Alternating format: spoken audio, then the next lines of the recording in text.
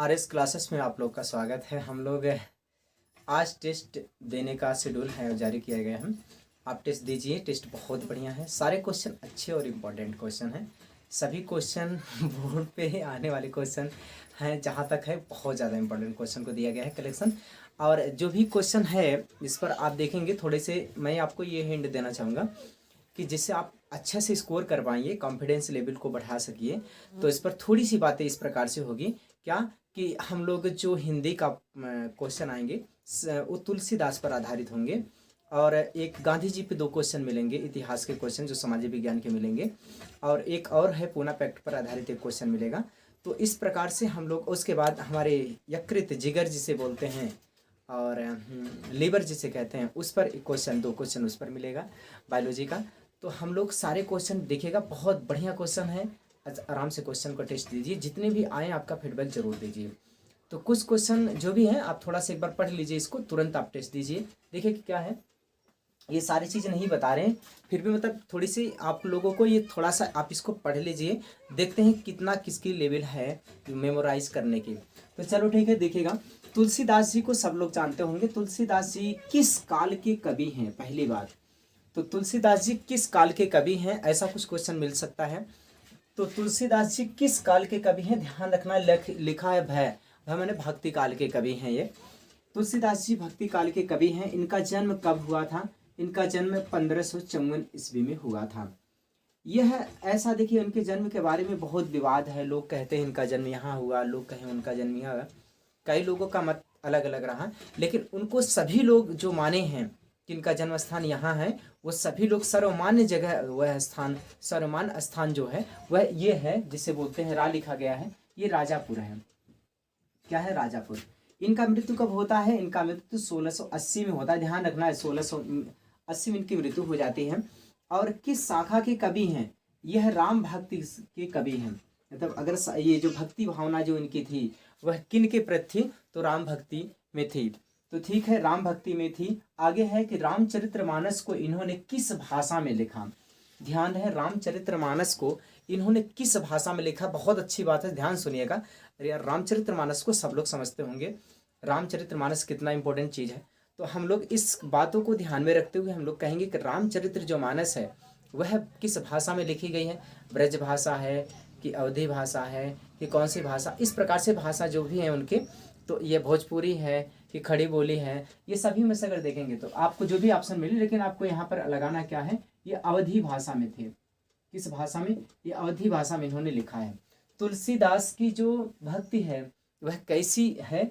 उनकी तुलसीदास की भक्ति कैसी है? तो दास्य दास्य मतलब दास की भावना की तरह की उनकी क्या है? भक्ति है।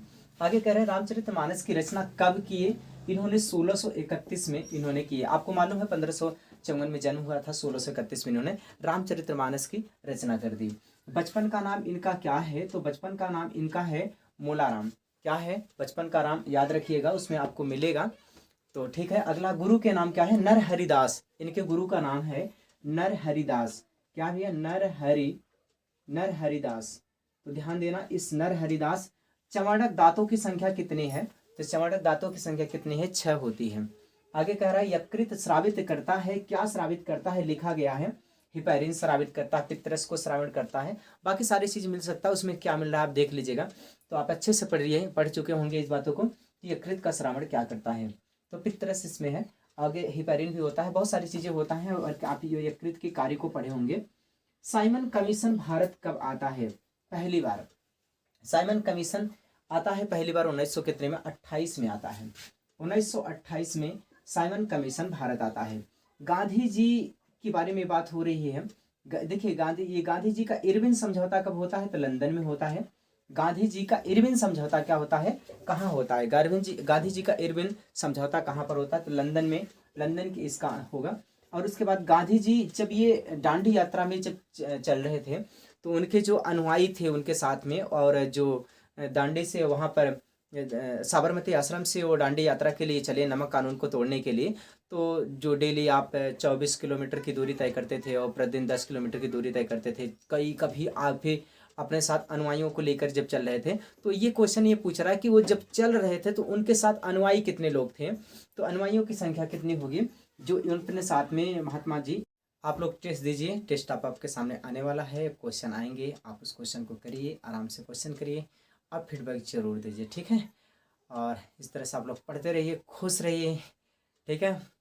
अभी आगे आपसे फिर मिलते हैं हम, ठीक है। ओके, पढ़ते रहिए, खुश रहिए। चलिए टेस्ट पे आइए। आपके टेस्ट का पहला क्वेश्चन आपके सामने, तुलसीदास हिंदी साहित्य के किस काल के से संबंधित हैं? आप इसके अभी जो पढ़े थे, आप इसके आधार पर अपने आंसर को टिक करिए कि इसमें से कौन सा अपना आंसर होगा। तो सभी लोग अपने अपने आंसर को टिक कर लीजिएगा। मैं उम्मीद करता हूँ आप अपने आंसर को लगा चुके होंगे। चलिएगा, इसमें देखिए आदिकाल, रीतिकाल, भक्तिकाल, आधुनिक काल। तो कौन सा ऑप्शन होगा, आप लोग इस बात को समझिए।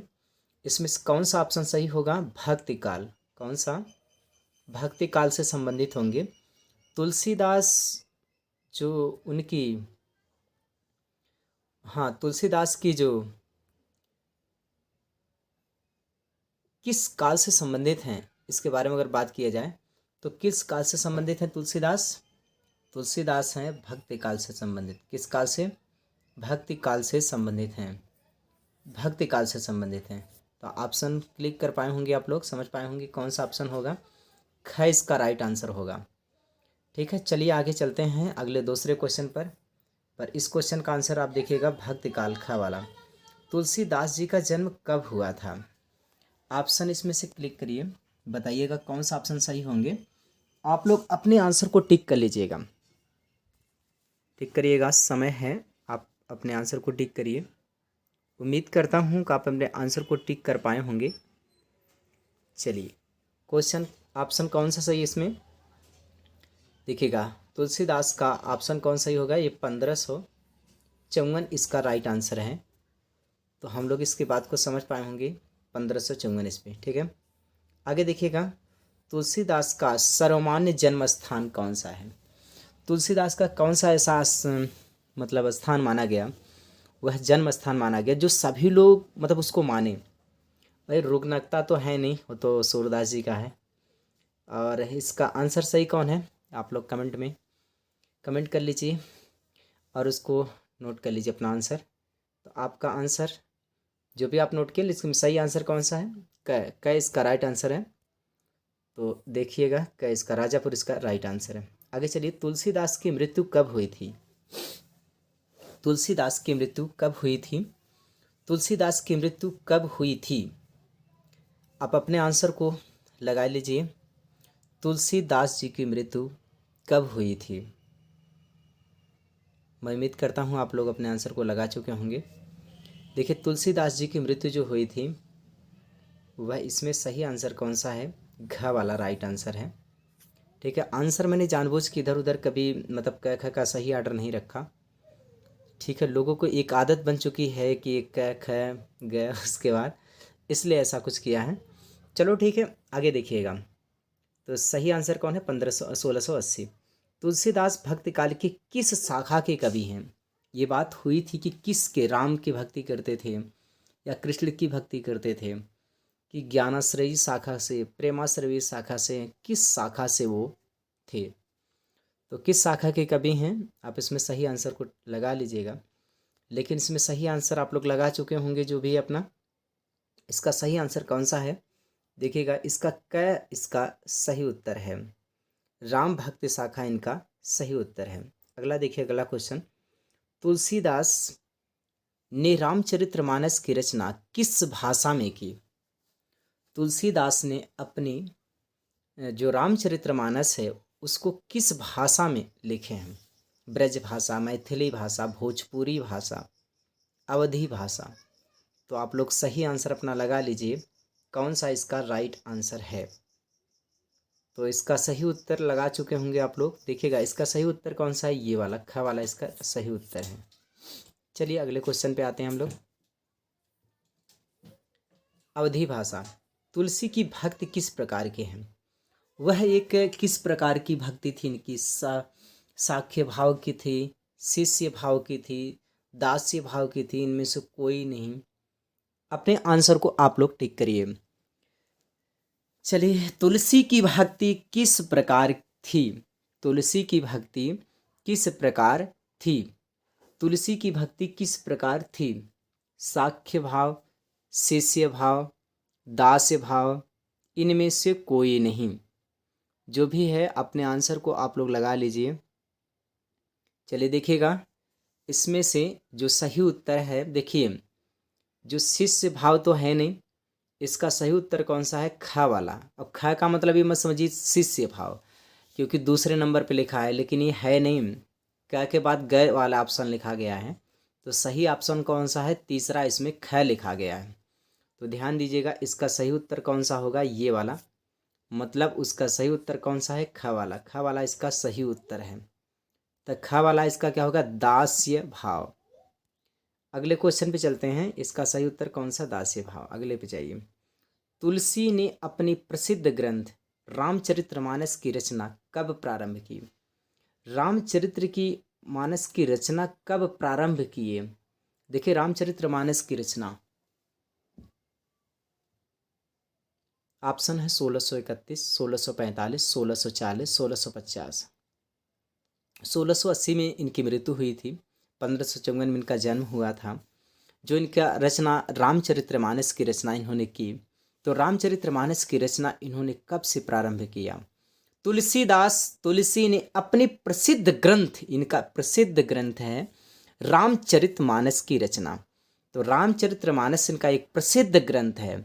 रामचरितमानस एक ग्रंथ है, आप लोग को मालूम होना चाहिए। अगर पूछे रामचरितमानस क्या है, तो रामचरितमानस क्या है? एक प्रसिद्ध ग्रंथ है, एक ग्रंथ है। किसने लिखा? तुलसीदास ने लिखा। कब लिखे, कब लिखना शुरू किए? यही इस क्वेश्चन का आंसर है। तो देखिएगा, तो संवत क्या है ये? 1631 ईस्वी। कितना? 1631 ईस्वी सही उत्तर है इसका। चलिए आप लोग इसके आगे बढ़ते हैं। हम लोग 1631 का राइट आंसर होगा, तो 1631 इसका सही उत्तर है। देखिएगा, 1631 इसका सही उत्तर है। ध्यान दीजिएगा, 1631। तो 1631 इसका सही उत्तर है। अगला क्वेश्चन, क्वेश्चन नंबर 9। निम्न में से कौन सी रचना तुलसीदास ने की? इसमें देखिएगा, अगर विनय पत्रिका की बात करें, तो विनय पत्रिका ये है तुलसीदास के रचित है। विनय पत्रिका तुलसीदास ने लिखा था। कवितावली, गीतावली, सूरसागर, साहित्य लहरी, ये सब ये रचनाएं किसकी हैं? तुलसीदास, सॉरी सूरदास, साहित्य लहरी, ये सब सूरदास जी के हैं। विनय पत्रिका जो है ये तुलसीदास का है। कवितावली तुलसीदास का है, और गीतावली तुलसीदास का है। मतलब ये भी ऑप्शन, ये भी ऑप्शन, ये भी ऑप्शन, तीनों क्या हैं? इनके ही हैं। तो हम लोग इस बात को समझ पाएंगे। इसका सही उत्तर कौन सा होगा? चलिए, इसका उत्तर सही होगा इनमें से सभी। अगले क्वेश्चन पे आइए। तुलसीदास के बचपन का नाम क्या था? देखिए, बचपन में हर किसी का नाम होता है, इसी प्रकार से तुलसीदास का भी बचपन में नाम था। तो तुलसीदास जी का बचपन में क्या नाम था? बात करेंगे। राम बोला, कृष्ण बोला, बोला दोनों लोग हैं। एक श्याम बोला, मतलब सब में बोला। राम बोला, श्याम बोला और कृष्ण बोला। इसमें से तुलसीदास के बचपन का नाम कौन है? इनमें से कोई नहीं, एक ऑप्शन ए भी है। तो देखिएगा, राम बोला, कृष्ण बोला, श्याम बोला। सही उत्तर मैं उम्मीद करता हूँ सभी लोग अपने आंसर को लगा चुके हैं। चलिए, अपने आंसर को सभी लोग टिक कर लिए। ओके ओके, बहुत सही, बहुत सही। लगभग काफ़ी लोगों का आंसर सही जा रहे हैं। चलिए अगले क्वेश्चन पे आते हैं। इसका सही उत्तर कौन सा होगा? इसका सही उत्तर होगा राम बोला। ठीक है, क्वेश्चन कौन सा? राम बोला। 10वें का क सही है, 10वें का क, राम बोला इसका सही उत्तर है। चलिएगा, हम लोग अगले क्वेश्चन पे चलते हैं। क्वेश्चन 11, राम बोला इसका सही उत्तर है। तुलसीदास के गुरु का नाम क्या था? तुलसीदास के गुरु का नाम क्या था? नरहरिदास, रामानंद, वल्लभाचार्य। वल्लभाचार्य तो नहीं, विट्ठल दास तो उनके, देखिए वल्लभाचार्य तो सूरदास जी के गुरु थे। रामानंद कबीरदास के थे। इस प्रकार से तुलसीदास जी के गुरु का नाम क्या है? तो तुलसीदास के गुरु जी का नाम जो आप लोग लगा दिए। काफ़ी लोगों का आंसर आ रहा है, काफ़ी लोगों का सही आंसर आ रहा है। ओके, बहुत सही। चलिए ठीक है, बहुत बढ़िया। चलिए आगे देखिएगा, इसमें से सही उत्तर जो होगा इसका सही उत्तर कौन सा है? देखिएगा, इसका सही उत्तर हम लोग करेंगे कौन सा? ख, नर हरिदास। अभी बात हुआ था नर हरिदास, क्या बोलेंगे? नर हरिदास इसका सही उत्तर है। तो नर हरिदास इसका क्या है? सही उत्तर है। एक बात समझेंगे हम लोग, नर हरिदास इसका क्या है? सही उत्तर है। चलो, नर हरिदास इसका सही उत्तर है। आगे देखेंगे, तुलसी ने अपने काव्यों की रचना किस शैली में की? तुलसी ने अपने काव्यों की रचना किस शैली में की? दोहा में, चौपाई में, सवैया में? तुलसी ने अपने काव्यों की रचना किस शैली में की? तुलसी की जो रचनाएं हैं वह किस शैली में है? इसका ऑप्शन आप लोग लगा दीजिएगा, दोहा है, चौपाई है, सवैया है। देखिएगा, इसका सही उत्तर होगा कौन सा? घ, मतलब उपर्युक्त सभी, दोहा भी, चौपाई भी, सवैया भी। सही उत्तर कौन सा होगा? घ। चलिए आगे, क्वेश्चन नंबर 13 की बात करें, वन पथ पर शीर्षक तुलसीदास जी की किस रचना से उद्घृत है? देखो, वन पथ पर जो शीर्षक है वह किस शीर्षक से? देखिए, शीर्षक कवितावली, जैसे वन पथ पर जो लिखा गया है वह किस पर? कवितावली से लिया है कि गीतावली से है कि विनय पत्रिका से लिखा गया? ये सभी तुलसीदास जी की रचना है। लेकिन इस तुलसीदास जी की रचनाओं में किस से लिया गया? उद्घृत माने लिया गया है, किससे है? वन पथ पर कवितावली में है, क्या गीतावली में है, या विनय पत्रिका में है, किस में है? तो देखिएगा, सभी लोग लगा लीजिए अपने आंसर को। अब आपका सही उत्तर इसमें से कौन सा होगा? कवितावली। कवितावली इसका क्या है? सही उत्तर है। अगला चलिएगा, क्या है कि धनुष भंग शीर्षक तुलसीदास की किस रचना से लिया गया है? देखो, आगे जो हम लोग कवितावली देखे थे, कवितावली, एक मिनट, कवितावली की बात करेंगे। वन पथ पर शीर्षक जो है वह कवितावली से लिया गया था। लेकिन ये जो बात हो रही है कि धनुष भंग शीर्षक तुलसीदास जी की किस रचना से, आप लोग खुद समझ जाइए कि धनुष भंग, धनुष जैसी बातें, जो राम विवाह के समय सीता के स्वयंवर की बात हो रही है, जब धनुष राम भगवान तोड़े थे, भगवान रामचंद्र जी जब धनुष को तोड़े थे, तो यह किस में रचना हो सकती है? तो ज़्यादातर आप लोग अगर अंदाज के भी लगाएं तो सही आंसर का चला जाएगा किसके पास? रामचरितमानस के पास। देखिएगा, सही उत्तर कौन सा है इसका रामचरितमानस इसका सही उत्तर है। चलिए, इसका क्या है? सही उत्तर है। अगले क्वेश्चन पे आइए, क्वेश्चन नंबर कौन सा? 15। यह आपके हिंदी का लास्ट क्वेश्चन होगा, उसके बाद दूसरा विषय आ जाएगा। उम्मीद कर रहा हूँ कि आप लोग क्वेश्चन को अच्छे से कर रहे होंगे। हाँ, लगभग क्वेश्चन काफ़ी लोगों का आंसर सही जा रहा है। चलिए ठीक है, अगला देखिएगा, जब श्री राम जी ने शिव जी का धनुष तोड़ा तो उस समय निम्न में से क्या घटित हुआ था? धरती डोलने लगी, ये सूर्य के घोड़े मार्ग छोड़कर चलने लगे, दिग्गज चिंगाड़ने लगे, चिघाड़ने लगे। ठीक है, इनमें से सभी। तो देखिएगा, जो शिव जी की धनुष भगवान श्री रामचंद्र जी जब तोड़े थे उस समय इन समस्त घटनाएं हुई थी। जब आप लोग पढ़े होंगे तुलसीदास जी को, तो उसमें सारी घटनाओं को, उनके कविताओं में इन सब सारी घटनाओं का व्यवधान, सबकी व्याख्या की गई है। मतलब उस समय सारी घटनाएं हुई थी। तो इसका सही उत्तर कौन सा होगा? घ इसका राइट उत्तर होगा। राइट आंसर किसका है? ये इसका सभी उत्तर क्या होगा? सही होगा। चलिए हम लोग आगे की क्वेश्चन पे चलते हैं। अभी एक दूसरे विषय पे शुरुआत होगी। इनमें सभी, मनुष्य के प्रत्येक जबड़े में चमड़क दंतों की संख्या कितनी है? इसका आंसर सभी लोग टिक करिए और तेजी से टिक करिए, और सभी लोग का आंसर सही जाना चाहिए। तो चलिए हम लोग बात करेंगे कौन सा? मनुष्य में प्रत्येक जबड़े में चमड़क दंतों की संख्या कितनी होगी?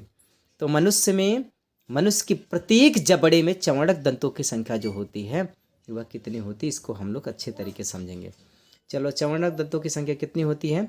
6 होती है। तो इसका सही उत्तर कितना है? दंत सूत्र वगैरह, दांत कितने प्रकार के होते हैं? रदनक, चमड़क, अग्र चमड़क, ये सब सभी चीज़ें हम लोग अच्छे से जानते रहिए।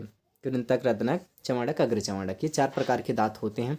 सभी की संख्या, दंत सूत्र कैसे होते हैं, सभी बातें पता होना चाहिए। चलिए, इस क्वेश्चन का आंसर कौन सा होगा? सी इसका राइट आंसर होगा। सी उसका क्या होगा? सही उत्तर होगा। इसका आंसर कितना होगा? 6 होगा। तो सी इसका सही उत्तर है। अगले क्वेश्चन पे चलते हैं।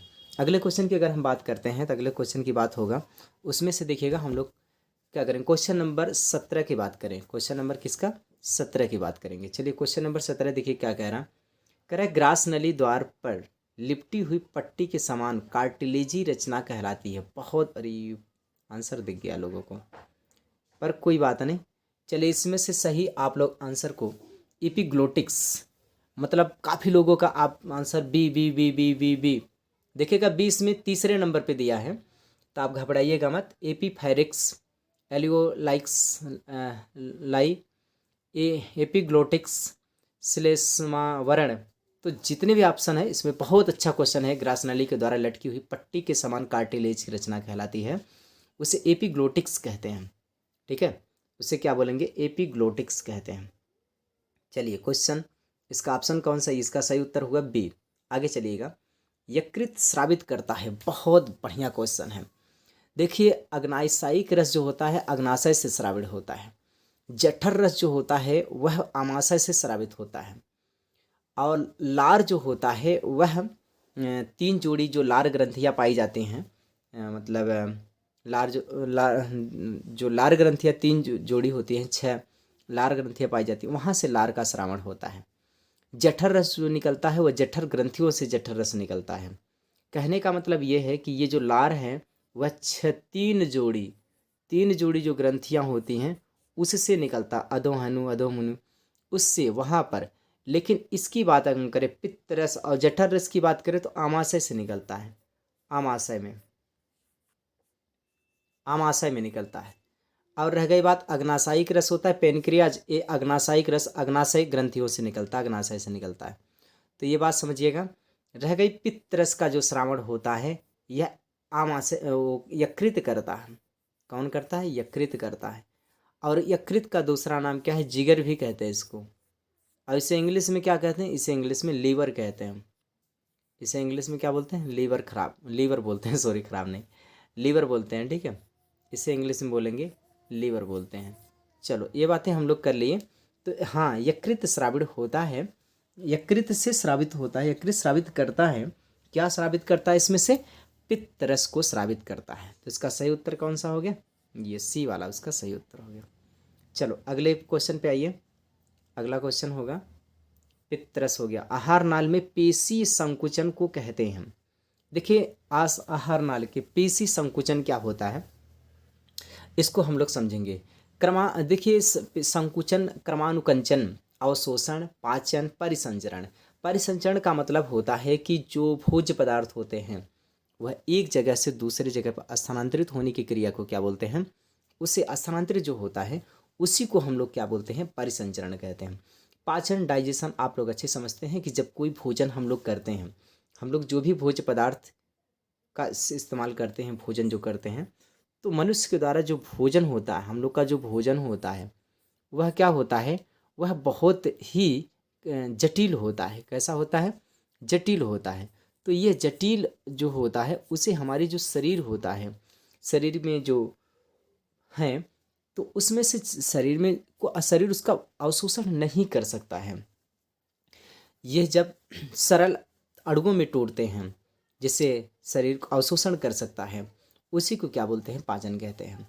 परिसंचरण क्या होता है? परिसंचरण का मतलब जैसे ट्रांसपोर्टिंग सिस्टम होता है कि इस सामान एक जगह से दूसरी जगह पर पहुंचता है, तो उसी प्रकार से जब भोजन एक जगह अवशोषित होता है, जैसे हम लोगों ने छोटी आंत में भोजन पचने के बाद जो ऊर्जा होती है, कार्बोहाइड्रेट, विटामिन, मिनरल, जो भी चीज़ें होती हैं, जो मिलता है, जो प्राप्त होता है, उससे विभिन्न अंगों तक पहुंचाने का जो कार्य करते हैं वह किसके द्वारा होता है? परिसंचरण के द्वारा होता है।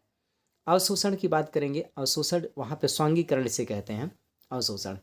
क्रमानुकुंचन इसका क्या होगा? पेशी संकुचन का जो को कहते हैं क्रमानुकुंचन कहते हैं। तो इसका सही उत्तर कौन सा होगा? संकुचन का सही उत्तर कौन सा हो गया? क्रमानुकुंचन कहते हैं। क्या बोलेंगे, कर्मानुकुंचन कहते हैं। तो इसका सही उत्तर कौन सा होगा, बी इसका सही उत्तर होगा, बी इसका राइट आंसर हो गया।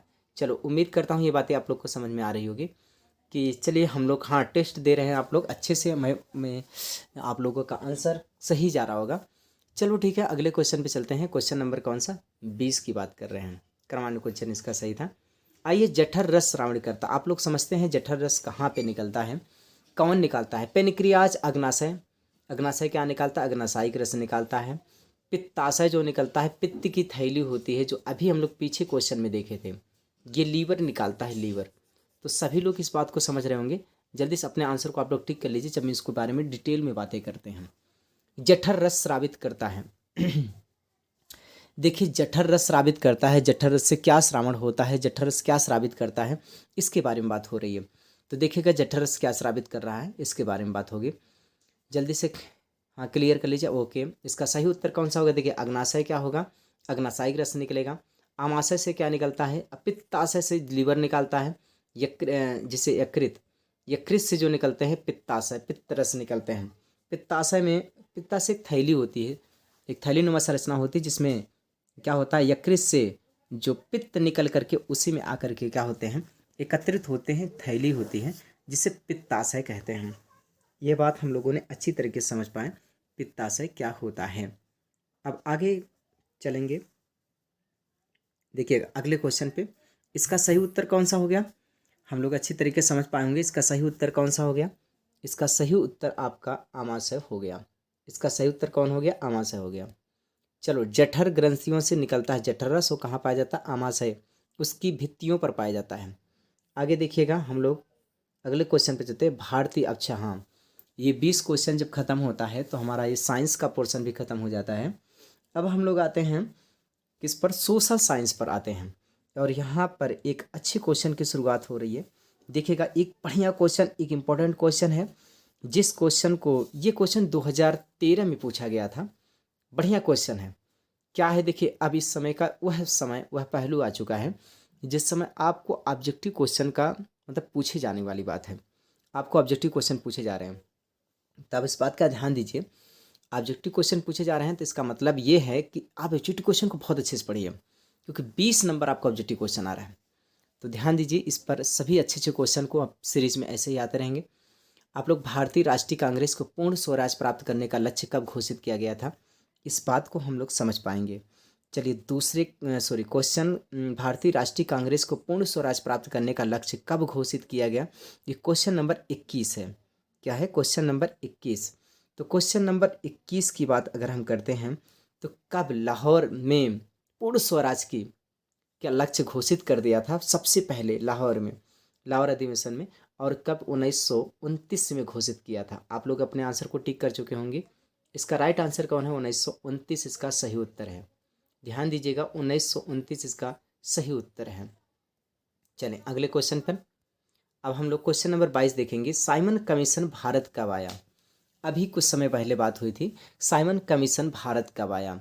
तो साइमन कमीशन एक बहुत बड़ी, अंग्रेजों के द्वारा रणनीति ऐसी बनाई गई जो लोगों को यहाँ पर प्रताड़ित करने के लिए एक ऐसा कानून पारित किया गया, और उस बिल को साइमन कमीशन के नाम से जाना गया। और वहाँ पर जब यहाँ पर आया लागू करने के लिए, तो लोगों ने उसका स्वागत किया कि साइमन कमीशन गो भाग जाओ, मतलब गो आउट, आप वापस चले जाओ, ऐसा उन्होंने इस तरीके से मतलब स्वागत किया गया। मतलब ये कहने का मतलब ये है कि हम लोगों के लिए ये सही चीज़ नहीं था। साइमन कमीशन भारत कब आया, इस चीज़ को हम लोग समझ पा रहे होंगे।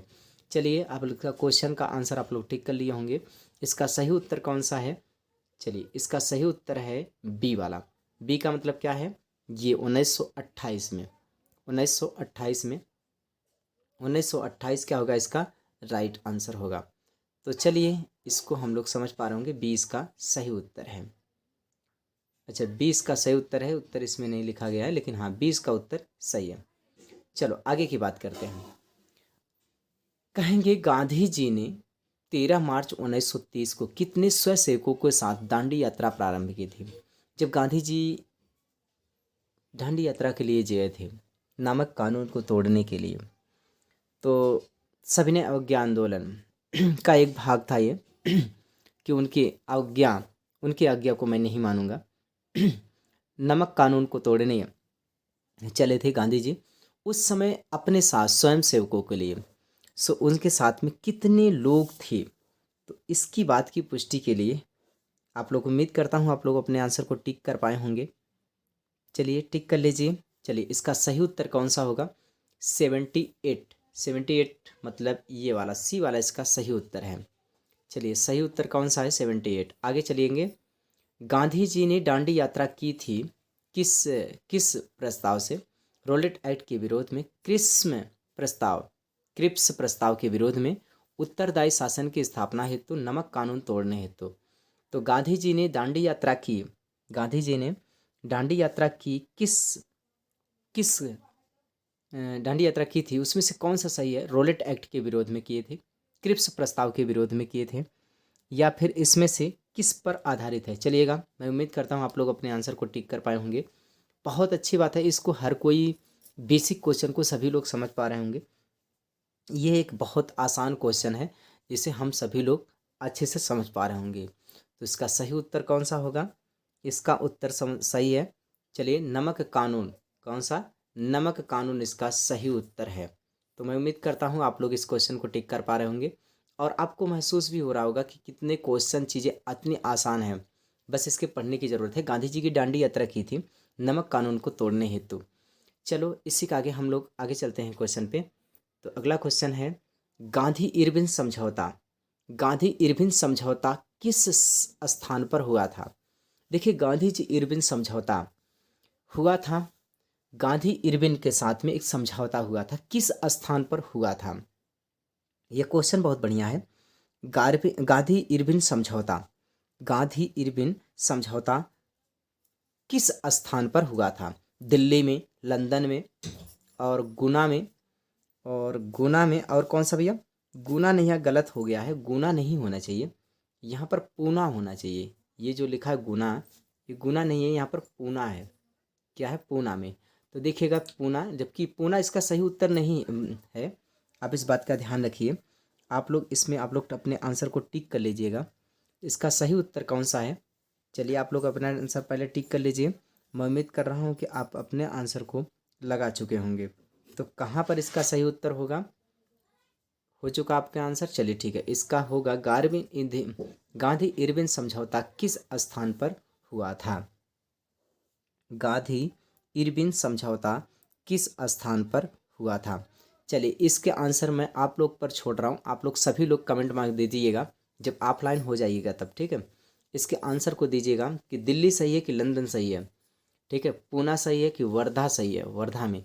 तो जहाँ भी आपका अपने ऑफलाइन हो जाने के बाद अब इसको कमेंट करिए। इसका आंसर मैं नहीं बता रहा हूँ, बाकी तो सभी आंसर बता रहे हैं। चलो आगे चलें। चलो आगे, अब क्वेश्चन एक मैथ का क्वेश्चन आ गया, बहुत बढ़िया क्वेश्चन मैथ का है, इसे सभी लोग करिए। 2019 में बीबी सेट में पूछा गया था और क्वेश्चन बहुत ही बढ़िया है। और इस क्वेश्चन में खासकर ये है कि जो भी क्वेश्चन ये है इसमें दिया है कि निम्न चित्र में ABC, भाई एक त्रिभुज है और नीचे चित्र भी दिया है, चित्र भी नीचे दिया है। चित्र देखिएगा आप लोग, ये चित्र भी सामने है आप लोगों को, तो चित्र भी ये है, ये त्रिभुज आपके सामने है। इस त्रिभुज में दिया है, देखिएगा त्रिभुज ABC में कह रहा है, त्रिभुज ABC में AB 3 centimetre, AC 6 centimetre, BC 2 centimetre, CD कितना है 4 सेंटीमीटर हो तो त्रिभुज इतने और त्रिभुज BAD और त्रिभुज CAD का अनुपात क्या होगा? देखिए कोण का अनुपात जब भी पूछता है तो आप थेल्स का प्रमेय लगाएंगे और थेल्स का प्रमेय लगा करके आनुपातिक रूप में मोड़ लेंगे, जो आनुपातिक रूप में रेशियो निकाल करके और आप कोण को निकाल पाएंगे। तो ध्यान दीजिएगा, अनुपातिक होगा तो कोण क्या होंगे? बराबर हो जाएंगे। जल्दी से आप लोग इस चीज़ों में आप इसको लगा लीजिए, देखिएगा। देखिए अनुपातिक रेशियो जब बनेंगे, जब 3 से ये देखिएगा, मैं इस बात को आपको समझाना चाहूँगा, जब ये रेशियो बन रहा है इससे और इसका बन रहा है, देखिए 3 दूना 6 हो रहा है, 2 दूनी 4 हो रहा है, ठीक है। ध्यान दीजिए, एकदम आसान है, इसके बटे ये कर दो और इसके बटे ये कर दो। तो कहने का मतलब ये है कि ये आनुपातिक रूप से बन रहे हैं ये दोनों। जब आनुपातिक अगर बनेंगे तो दोनों कोण क्या होंगे? आपस में बराबर होंगे। जब कोण अगर आपस में बराबर हो जाएंगे, यदि कोण बराबर हो जाते हैं तो ये अनुपात कितना हो जाएगा? इसका अनुपात आप लोग टिक कर पाए होंगे, इसका अनुपात कितना हो जाएगा? 1:1 हो जाएगा। जब चीज़ें बराबर हो जाएंगी, जब चीज़ें बराबर होंगी तो इसका अनुपात कितना हो जाएगा, 1:1 हो जाएगा। चलो उम्मीद करता हूँ ये बातें आप लोग समझ पाए होंगे। और इसी के साथ में आपका ये टेस्ट का अंतिम क्वेश्चन था, ये टेस्ट का अंतिम क्वेश्चन था। और मैं उम्मीद करता हूँ कि आप लोग के अच्छे से सभी क्वेश्चन अच्छे गए होंगे। चलो इस तरह से आप लोग का टेस्ट होता रहेगा और पढ़ते रहिए, खुश रहिए। अभी क्लास से हुई, उसके बाद क्लास में आइए, सभी लोग आइए, लाइक से सब्सक्राइब जरूर करिए। मिलते हैं अब अगली क्लास में, तब तक पढ़ते रहिए, खुश रहिए।